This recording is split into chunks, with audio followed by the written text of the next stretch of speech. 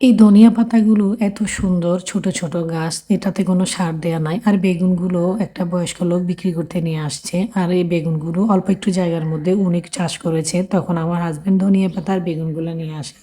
আর এই বেগুন আর ধনিয়া পাতাগুলো দেখে আমার কাছে মানে মনে হচ্ছে আমি কাঁচাই খেয়ে নিবো।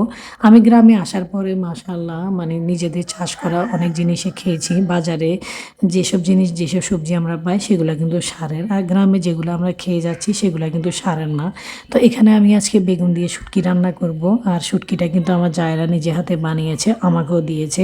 তো আমি ওই নিজে হাতে বানানো শুটকি দিয়ে যে আমি আজকে বেগুনটা রান্না করতেছিলাম। কালকে কিন্তু সন্ধ্যাবেলা আমি এই বেগুনের তরকারিটা খেয়ে এত পরিমাণে মজা পেয়েছি।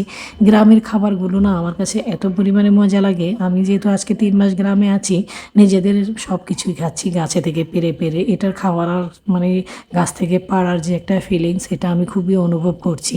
আর আমরা যারা শহরে থাকি তারা কিন্তু কিনে আনা পর্যন্ত ঘরে আসে না। আর গ্রামে যদি ৩-৪ মাস থাকা হয় তাহলে কিনাও লাগে না। নিজেদের গাছ থেকে একটু, একটু করে পেড়ে খাওয়া যায়।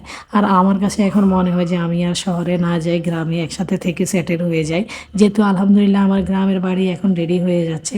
এখন আমার আর শহরে যেতে একদম মন চাচ্ছে না। সবকিছু নতুন করে করতেছি। এখন আমার মনে হচ্ছে যে আমি এখানেই সংসার পেতে থেকে যাই আর শহরে না যাই। কিন্তু শহরে যেহেতু বাচ্চারা আছে, পড়ালেখা আছে, ব্যবসা-বাণিজ্য আছে, বেলা শেষে আমাদেরকে শহরে যেতেই হবে।